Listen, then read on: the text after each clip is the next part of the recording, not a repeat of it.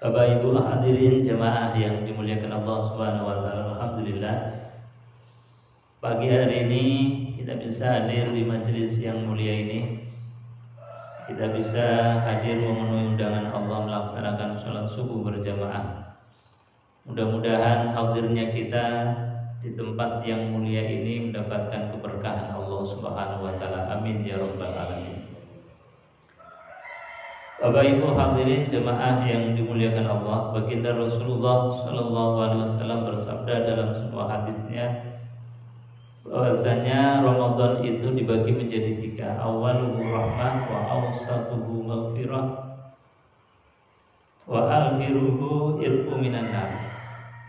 Bahwa di bagian yang awal pertama, 10 hari yang pertama ini adalah rahmatnya Allah Subhanahu wa taala yang diberikan kepada kita, orang yang mendapatkan tiketnya Ramadan, orang yang dipanggil oleh Allah Subhanahu wa taala dalam Al-Qur'an, ya ayyuhalladzina amanu kutiba alaikumusiyam. Wahai orang-orang yang beriman, diwajibkan atas kalian berpuasa. Maka pagi hari ini kita berpuasa, artinya bahwa kita punya tiket iman kepada Allah Subhanahu wa taala dan berhak mendapatkan rahmat dari Allah Subhanahu wa taala. Kenapa rahmat ini yang kita harapkan? Karena dalam hadis yang lain baginda Rasulullah sallallahu alaihi wasallam bersabda, kita nanti dimasukkan ke dalam surganya Allah Subhanahu wa taala yakin bukan karena sholat kita, bukan karena puasa kita, bukan karena sebab sedekah kita, haji kita, tapi karena rahmatnya Allah Subhanahu wa ta'ala. Termasuk Rasulullah Sallallahu Alaihi Wasallam. Ketika ditanya, wahai Rasulullah, termasuk engkau ya Rasul? Maka jawab Nabi, ya termasuk kami, termasuk saya ini masuk surga bukan karena amalku, bukan karena ibadahku. Kenapa? Karena sejatinya ibadah kita ini kalau untuk mengkonversi satu nikmat dari Allah, mengganti satu nikmat dari Allah, itu enggak cukup. Salat kita, puasa kita untuk mengganti satu nikmat, nikmatnya mata bisa melihat, ini enggak cukup. Makanya di awal Ramadan ini Allah gelontorkan, kata Rasulullah, awaluhu rahmah. Awalnya Ramadan itu adalah rahmat dari Allah Subhanahu wa taala. Makanya mudah-mudahan Ramadan awal ini kita mendapatkan rahmat sehingga disiapkan surganya Allah dengan wasilah ibadah sholat kita, dengan wasilah ibadah puasa kita, dengan wasilah ibadah-ibadah yang lain di bulan suci Ramadan ini. Amin Allahumma amin. Bapak Ibu hadirin jemaah yang dimuliakan Allah, kita lanjutkan kajian tafsir Al-Quranul Karim masih pada surat Al-Baqarah ayat 29. Di ayat 29 ini masih ada munasabah atau kaitannya dengan ayat yang sebelumnya. Yang ayat sebelumnya Allah mempertanyakan bagaimana mungkin kalian ini menjadi orang yang kufur. Bagaimana mungkin kalian menjadi orang yang tidak tahu terima kasih, padahal dulunya kalian dalam keadaan mati, dalam keadaan tidak tahu apa-apa, kemudian dihidupkan oleh Allah Subhanahu wa taala, kemudian kita bisa seperti sekarang itu. Mana dipertanyakan oleh Allah, kaifa takfuruna billahi wa kuntum amwatan fa ahyakum summa yumitukum summa yuhyikum summa ilaihi turja'un.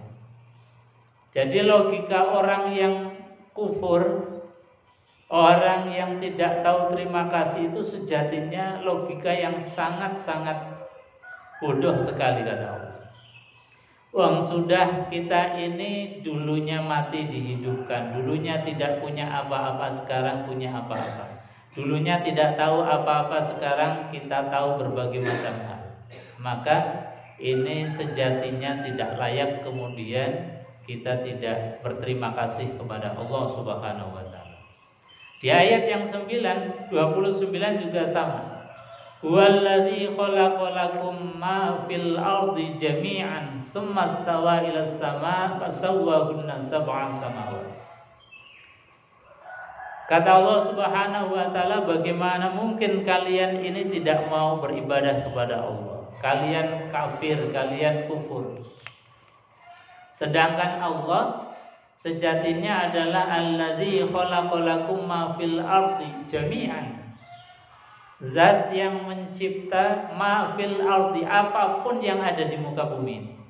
Bahkan di langit, bumi dan seisinya ini adalah diciptakan oleh Allah Subhanahu wa taala. Jadi Allah sudah mengikrarkan allazi khalaqalakum ma fil ardi. Dialah Allah yang menciptakan apapun yang ada di muka bumi ini. Jami'an, semuanya, tidak terkecuali.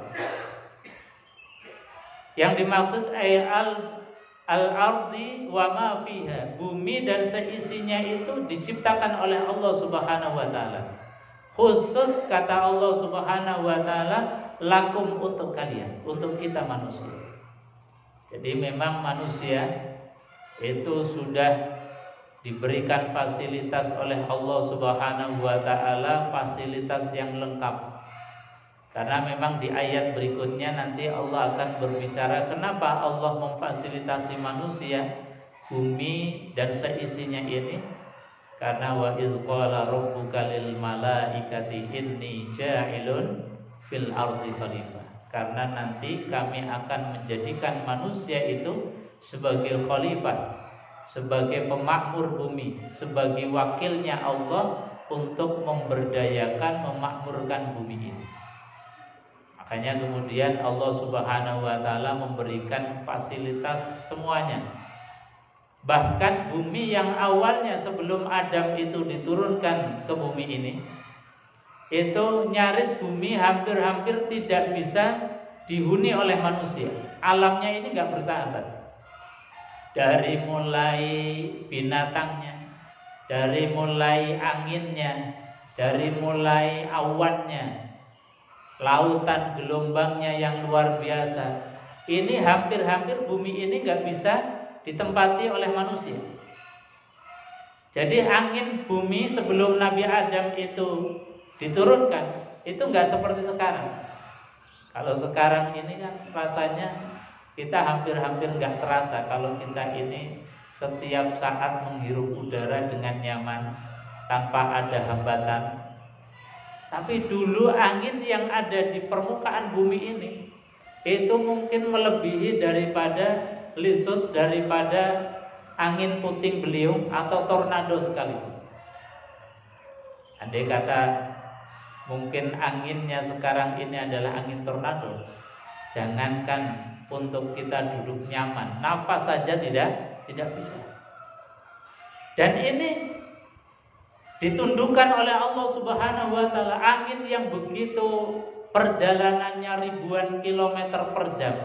Kita nggak bisa bayangkan, sekali kena langsung bus kita, terlempar jauh.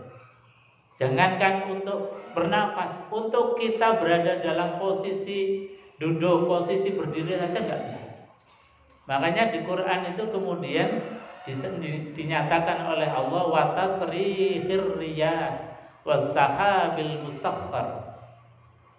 Wa tasrihir riyah, dan kami taskhir, kami tundukkan ar-riyah, angin yang dulunya perjalanannya angin itu mungkin ribuan kilometer per jam dengan begitu luar biasa, tapi sekarang kemudian ditaskhir, ditundukkan angin, maka kita pagi hari ini bisa merasakan angin yang sepoi-sepoi, angin yang luar biasa nyaman. Bahkan saking nyamannya kita menghirup udara itu tidak terasa, saking tidak terasanya kadang-kadang lupa untuk terima kasih kepada Allah Subhanahu wa taala. Ini saking lembutnya nikmat Allah. Padahal udara yang kita hirup tiap hari, andai kata itu dirupiahkan, itu sudah mungkin ratusan juta tiap harinya untuk membayar hanya membayar angin yang kita hirup. Itu sudah ratusan juta. Tapi yang demikian itu kadang-kadang kita belum mensyukuri, belum berterima kasih terhadap angin yang kita hirup. Makanya tadi kita ibadah kita, puasa kita, sholat kita untuk mengkonversi nikmatnya bisa menghirup udara yang segar ini saja tidak cukup. Makanya Allah Subhanahu wa taala katakan bahwasanya allazi khalaqalakum ma fil ardi. Allah lah zat yang menciptakan untuk kalian apapun yang ada di muka bumi ini. Jami'an, semuanya ditundukkan oleh Allah Subhanahu wa taala untuk manusia sebagai fasilitas, sebagai sarana agar manusia betul-betul mengelola bumi ini dengan baik. Mengelola bumi ini dengan sesuai apa yang menjadi SOP dan yang dikehendaki oleh Allah Subhanahu wa taala.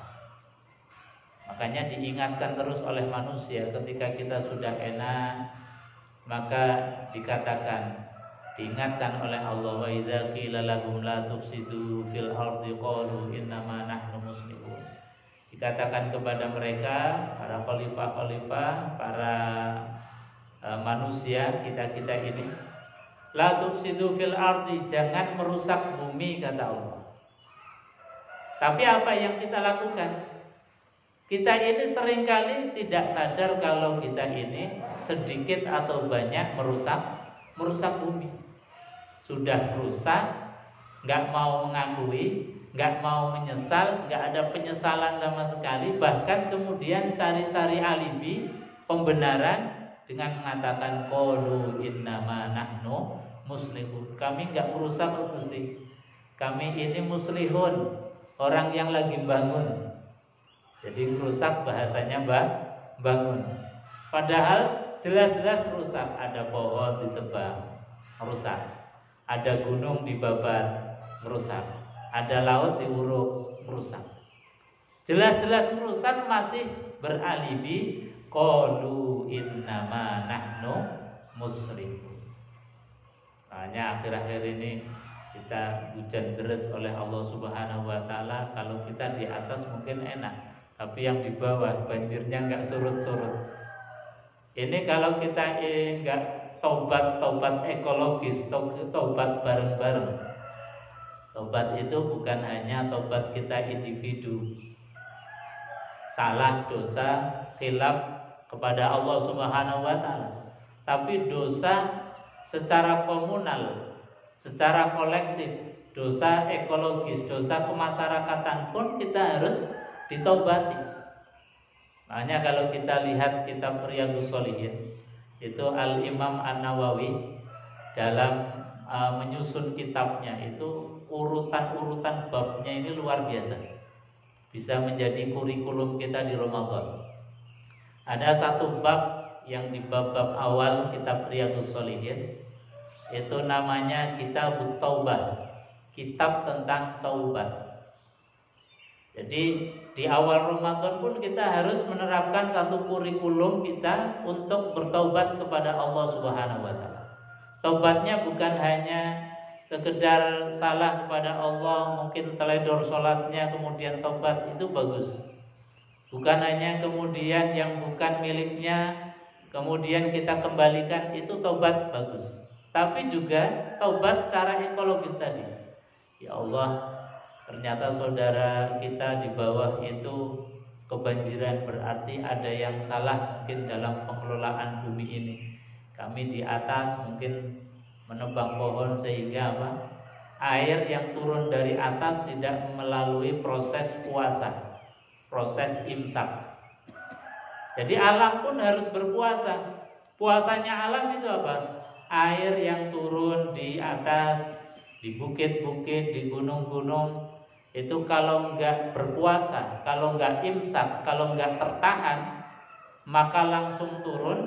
Yang jelas kalau hujan dari atas langsung turun pasti akan mengalami kebanjiran, longsor dan lain sebagainya, bencana di mana-mana. Tapi kalau hujan ini turun, air turun di atas kemudian masih bisa tertahan oleh akar-akar pohon. Ataupun ketika pohon sudah tidak ada, kita dengan ilmunya ditahan di embung-embung. Itu namanya air yang berpuasa. Air yang tidak langsung kemudian lonjor turun ke bawah. Ini dengan ilmu, meskipun kita melakukan kerusakan, pohon ditebang, gunung dibabat, tapi kita bisa dengan rekayasa ilmu bagaimana supaya bumi ini tetap dalam keadaan eksis, tidak rusak. Misalnya dengan tadi memperbanyak embung, atau dengan sistem ada sumur resapan, sehingga apa?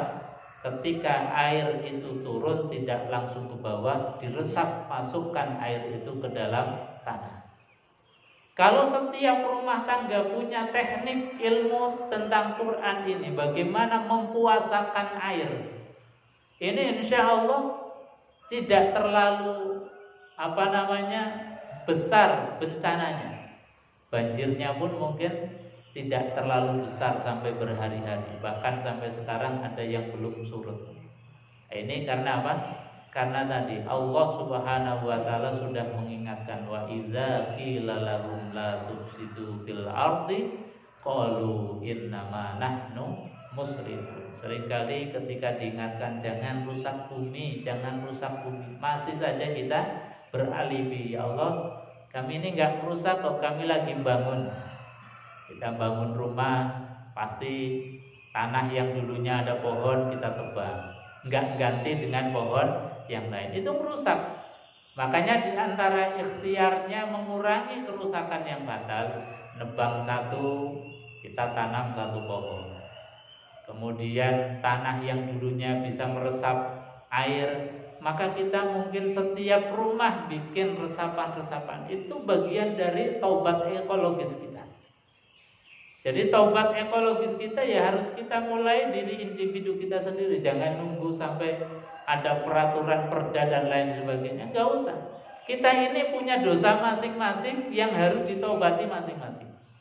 Maka tadi kita punya lahan, yang lahan itu dulunya meresap air, kok sekarang ditutup semen, ditutup beton. Maka bagaimana caranya meminimalisir itu dengan cara tadi. Kalau dalam bahasanya Imam Nawawi, diantaranya caranya taubat, syaratnya taubat itu ayyuk li'ah. Pertama, tidak mengulangi lagi.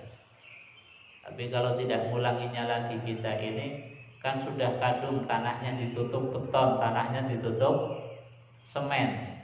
Maka bisa dengan ayandama kita punya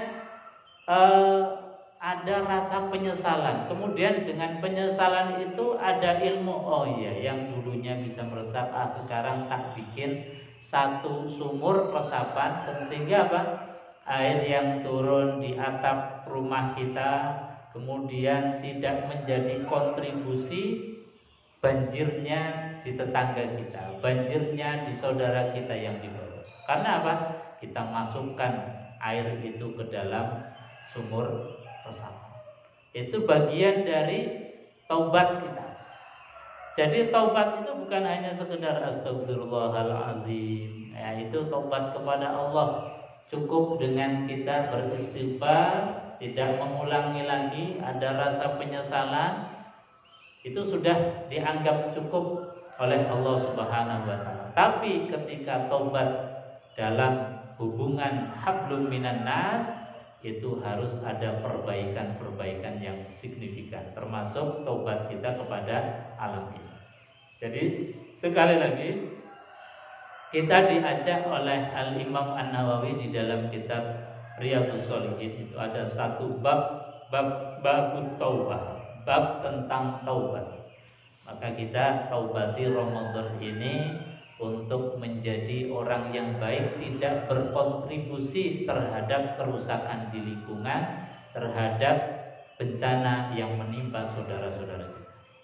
Hadirin jemaah yang dimuliakan Allah Subhanahu wa taala.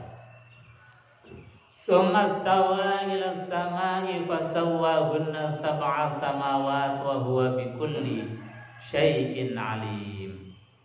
Tsumma stawa ila sama ba'da khalaqal ardi Qasada. Jadi setelah Allah menciptakan langit, bumi dan seisinya ini, semastawa, kemudian Allah beristiwa. Allah bersemayam. Kalau dalam tafsir itu Allah menetapkan hukum-hukumnya. Hukum-hukumnya misalnya di bumi ada namanya hukum gravitasi. Sehingga apa? Kita ini bisa duduk dengan nyaman. Kita bisa berjalan dengan nyaman di muka bumi ini. Karena apa? Karena ada satu ketetapan hukumnya Allah namanya hukum gravitasi. Dan banyak hukumnya Allah. Ini satu yang disampaikan oleh Allah, bahwa ketetapan hukum yang Allah sampaikan, summastawa ilas sama. Jadi menetapkan hukum-hukum agar manusia ini betul-betul bisa nyaman di bumi. Andai kata tidak ada hukum gravitasi, kita ini nggak bisa menetap, melayang-layang. Jadi seperti kita misalnya digambarkan astronot yang ke bulan, itu kan karena bulan itu nggak punya hukum gravitasi bulan, makanya melayang-layang, nggak bisa jalan menetap napak, itu nggak bisa. Karena apa? Karena nggak punya hukum gravitasi bulan. Nah, kita ini bisa berjalan duduk dengan nyaman. Kalau nggak ada satu hukum ini, kita sudah goyang-goyang, melayang-layang, nggak bisa tetap. Ini satu hukum yang ditetapkan Allah Subhanahu wa Ta'ala, sehingga ketika nanti kiamat itu Allah di dalam menghancurkan bumi itu gampang saja. Hukumnya dicabut, sudah kocar-kacir kita. Jadi bukan kemudian Allah bagaimana menghancurkan bumi, tinggal satu hukum itu dihapus, dicabut, sudah kocar-kacir. Sehingga kita sudah melayang-layang, berbenturan satu dengan yang lain, bahkan gunung pun kemudian berhamburan. Apapun yang ada di muka bumi ini kemudian tidak bisa menetap. Karena satu hukum Allah dicabut. Makanya bahayanya kita kalau kemudian ada hukum-hukum Allah Subhanahu wa Ta'ala tercerabut dari kehidupan kita. Ini bahaya. Misalnya hukum Allah Subhanahu wa Ta'ala, Allah menetapkan hukum-hukumnya di dalam kita ini membangun rumah tangga. Itu sudah di SOP hukumnya sudah jelas. Wa min ayatihi an khalaqalakum, Allah sampaikan bahwasanya wa min ayatihi an khalaqalakum min anfusikum azwaja litaskunu ilaiha wa ja'ala bainakum mawaddatan wa rahmah. Jadi tujuannya Allah memberikan hukum agar kita berumah tangga, litaskunu, agar tenang. Karena apa? Kalau sudah satu hukum ini diambil oleh Allah, dicabut oleh Allah, kita sudah nggak bisa tenang. Sama hukum gravitasi diambil, dicabut oleh Allah, kita sudah nggak bisa tenang. Ya, ini hukumnya Allah Subhanahu wa Ta'ala. Jadi makna istawa adalah setelah bumi itu dicipta, hukum-hukumnya, perangkat-perangkatnya itu kemudian disiapkan oleh Allah Subhanahu wa Ta'ala agar kita nanti menjadi khalifatullah fil ardh, pemakmur di bumi ini, berjalan dengan enak. Sudah ada undang-undangnya, sudah ada konstitusinya, sudah ada SOP-nya dari Allah Subhanahu wa Ta'ala. Kita tinggal jalani. Wong yang tinggal jalani saja kadang-kadang kita, ya Allah, suruh nurut saja pada Allah, ini seringkali bangkang. Ini manusia itu memang luar biasa. Dan dipanggil oleh Allah Subhanahu wa Ta'ala, ya ayyuhalladzina amanu idza nudiya lis-shalah min yaumil jum'ah fas'au ila dzikrillah. Ini kan konstitusinya Allah, undang-undangnya Allah. Ya ayyuhalladzina amanu, wahai orang yang beriman, idza nudiya lis-shalah, ketika sudah dipanggil oleh Allah untuk melaksanakan sholat Jumat, fas'au ila dzikrillah, bersegeralah untuk mengingat Allah. Disuruh bersegera.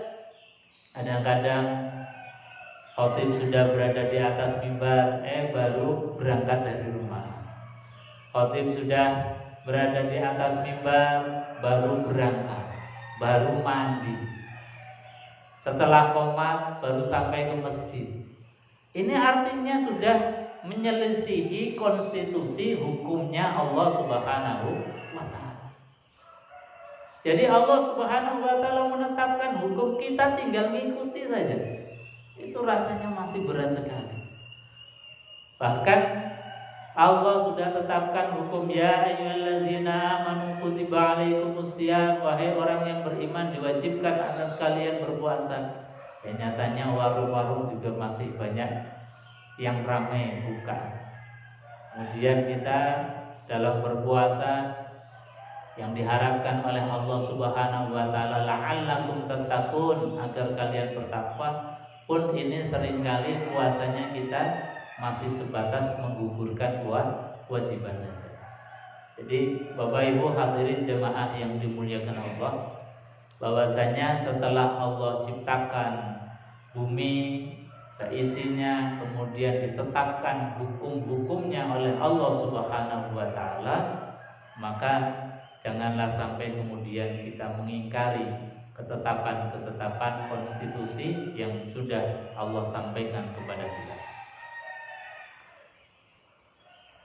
Wa huwa bikulli syai'in alim. Ayat ini ditutup dengan satu ketetapan akidah, bahwasanya wallahu bikulli syai'in alim.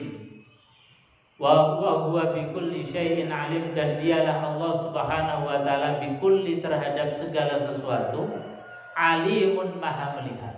Nah, ini konstitusi Allah. Akidahnya kita diajarkan bahwasanya Allah zat yang maha melihat, baik yang tersirat maupun yang tersurat, yang tampak maupun yang tersembunyi. Itu Allah Subhanahu wa taala maha melihat. Karena Allah maha melihat, ini menjadi akidah kita, maka kita harus hati-hati dan waspada ketika berucap. Kemudian ucapan kita ini diukur dan dipertimbangkan. Jangan kita berucap seperti ucapan orang yang tidak meyakini wa huwa bikulli syai'in alim. Sehingga apa? Seringkali mengucapkan, ini kan mulutku sendiri, mau ngomong apa terserah aku. Kalimat ini sejatinya adalah mengingkari ucapan Allah wa huwa bikulli syai'in alim.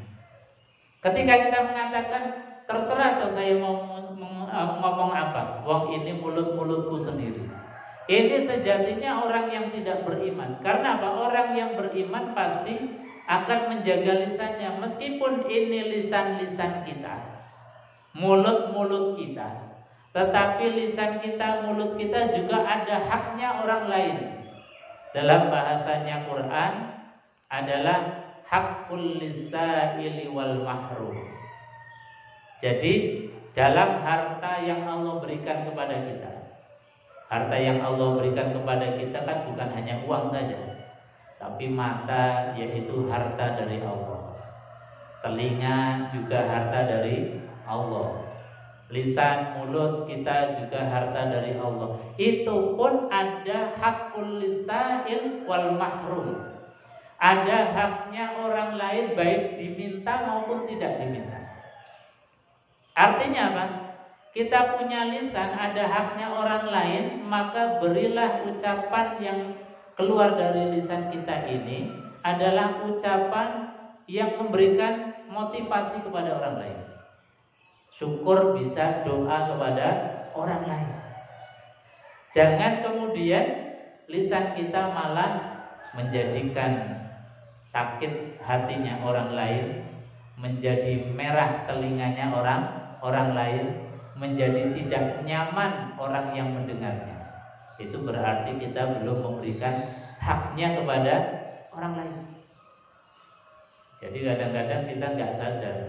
Tadi ada ucapan, ini kan mulutku sendiri, mau ngomong apa terserahku, mau ngomong baik, ngomong jelek terserahku. Nah, ini berarti dia tidak paham konstitusi Quran. Kita ini diberikan mulut, tapi mulut itu ada haknya orang lain, sehingga berikan hak orang lain itu apa? Bisa mendengarkan dengan suara yang enak, dengan memberikan supaya hatinya lebih tenang ketika mereka gundah. Syukur-syukur ada doa di sana untuk orang lain. Nah, ini namanya kita sudah memberikan haknya lisan kita kepada orang lain. Haknya mata kita kepada orang lain apa? Berilah pandangan yang menyejukkan. Jangan pandangan yang sinis, pandangan yang bengis, pandangan yang memvonis. Kadang-kadang memang cuma memandang tapi memandang penuh dengan penyelidikan, dengan sinisan, dengan kebengisan, malah matanya melotot dan lain sebagainya. Nah, ini namanya tidak memberikan haknya mata terhadap orang yang kita lihat. Sehingga orang jadi nyaman, kelimputan dilihat, diselidiki ya kelimputan.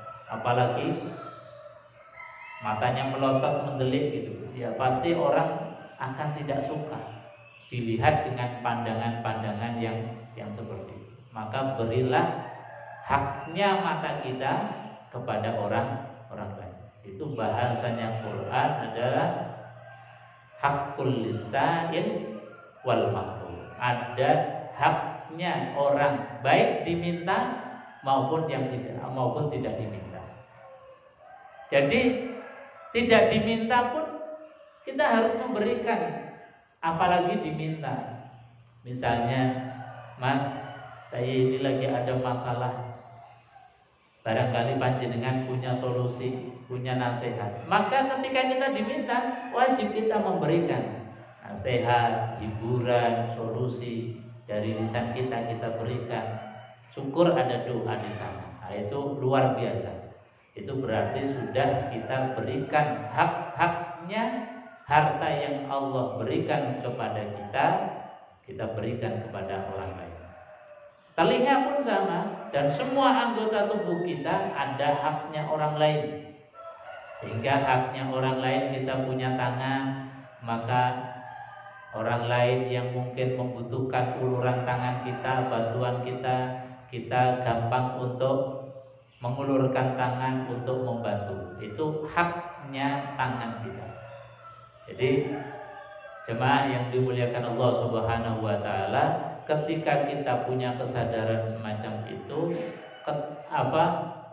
meskipun orang lain itu tidak melihat kita pasti dalam keadaan menjadi orang baik. Karena sejatinya dalam Al-Qur'an itu disebutkan bahwasanya in ahsantum li anfusikum wa in asa'u falah.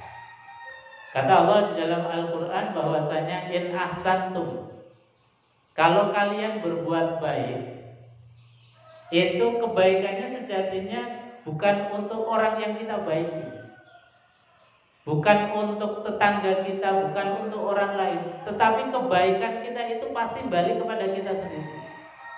Kita bantu orang lain, memang sejatinya orang lain itu kita bantu, tapi sejatinya bantuan kita kepada orang lain ya untuk diri kita sendiri. Karena itu hanya nitip harta kita yang nanti dibawa oleh orang lain, yang kita akan temui di akhirat nanti. Itu kan artinya sejatinya bahwa bantuan kita kepada orang lain bukan untuk kebaikan orang lain, tapi untuk kebaikan diri kita sendiri. Meskipun itu tidak ada yang mencatat, tidak ada yang melihat, tapi kita tetap semangat di dalam berbuat baik. Maka Allah dalam konstitusi Qur'annya mengatakan in ahsantum li anfusikum. Pun sebaliknya wa in asa'u fala. Kalau kalian berbuat jelek pun sama. Kelihatannya kejelekan kita menimpa orang lain, kejelekan kita kena dengan orang lain, tapi sebetulnya kejelekan itu pasti mantul dan balik kepada kita sendiri. Kalau kita punya kesadaran itu, rasanya kalau mau ngomong jelek pun, ya Allah, nanti balik kepada diriku sendiri. Ya Allah, kalau saya zalim, pasti nanti zalimnya di kemudian hari dibalikan lagi kepada kita. Kalau kita ini berdosa, maka dosanya bukan untuk siapa-siapa, tapi dosanya itu pasti balik kepada kita. Itu kesadaran tentang ayat wa huwa bikulli syai'in alim. bahwa Allah itu terhadap segala sesuatu alimun, maha mengetahui. Jadi keburukan, kejelekan yang samar pun, yang tidak terlihat oleh orang pun akan balik kepada kita. Makanya di dalam syu'bul iman itu di antara cabang-cabang iman, ketika kita di jalan ada paku, kemudian kita ambil kebaikan yang samar, yang tersembunyi, yang tidak dilihat oleh orang, itu diapresiasi oleh Allah.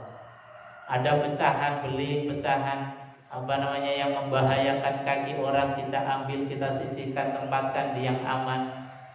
Tidak ada yang melihat pun Allah apresiasi, itu bagian dari cabangnya iman. Jadi tidak menunggu kemudian kita berbuat baik yang besar-besar, yang menjadi viral, yang menjadi terkenal. Allah enggak melihat itu. Pokoknya ada kebaikan, meskipun samar, meskipun rahasia, diapresiasi oleh Allah Subhanahu wa taala. Nah, keyakinan tentang wa huwa bikulli syai'in alim ini harus kita tanamkan di dalam hati kita, sehingga apa? Dalam segala hal kita ini hanya cita-citanya satu, mendidik kita, membiasakan kita, dan jangan pernah berhenti kita dari menjadi orang baik. Jangan pernah bosan jadi orang baik. Jangan pernah kemudian kita lelah menjadi orang baik. Meskipun itu sepi daripada pujian, meskipun itu tidak ada pujian dari orang lain, tidak ada apresiasi orang lain, tetapi Allah mengapresiasi apa yang kita lakukan. Allah sampaikan, in ahsantum li anfusikum wa in asa'u falaha. Kalau kalian berbuat baik, maka kebaikannya tidak akan tertukar, tidak akan untuk siapa-siapa, kecuali kebaikannya itu untuk dirimu sendiri. Pun demikian ketika kita berbuat jelek, maka kejelekannya bukan menimpa siapa-siapa. Mungkin secara zahir kita ambil barangnya orang lain, yang rugi itu orang lain. Mungkin secara zahir orang lain saat itu rugi, tapi nanti di akhirat akan tampak siapa rugi, siapa yang beruntung. Maka janganlah pernah menjadi orang yang buruk, orang yang jelek, orang yang zalim, karena rumusnya Allah, dan ini adalah rumus pasti, in ahsantum li anfusikum wa in asa'u falaha. Ini ayat yang luar biasa, makanya ditutup dengan satu akidah tauhid, wa huwa bikulli syai'in alim. Dan dialah Allah Subhanahu wa taala terhadap apapun yang kita kerjakan, apapun yang ada di muka bumi ini, alimun, Allah maha mengetahui. Hadirin jemaah yang dimuliakan Allah, mungkin sebelum ditutup ada yang mau ditambahkan atau ditanyakan? Iya, monggo.